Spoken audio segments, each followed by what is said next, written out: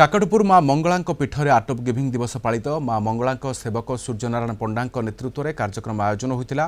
Kit ओ किस प्रतिष्ठाता doctor Achyuta सामंत द्वारा दीर्घ 12 वर्ष हेब सारा विश्व में आर्ट ऑफ गिविंग दिवस पालन हो देवार कला को प्रत्येक मनीष पाखे पहुंचाइबा यार मूल लक्ष्य।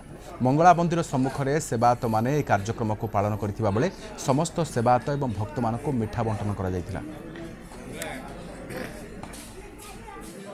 आज 12तम एनिवर्सरी होची आर्ट ऑफ गिविंग रो डॉक्टर अच्युत सामंत आनुकूल्य रे किड स्कीम्स तरफ सब सारा विश्व रे ओडिशा रे मध्य सारा विश्व रे मध्य सब आम गरीब लोक कहतु कि जन साहाय्य मानक ये आर्थिक सहायता और गरीब लोक बहुत सहयोग आर्ट ऑफ गिविंग तरफ सब दान करा जाउची। किट कर्षद तरफ दान करा जाउची। देखो आम अच्युत साहब पाखपाई माँ पाखे मार्जना करूँ सकाଳେ आर्ट ऑफ गिविंग केमी स्वीकृत भाव में सारा विश्व में साहर नाम परिचित हो साहर नाम आम माँ पाखे मार्जना कर अखंड दीप लगेलु आ कि मिष्टान भक्त मान सेवायतन बंटन कलु।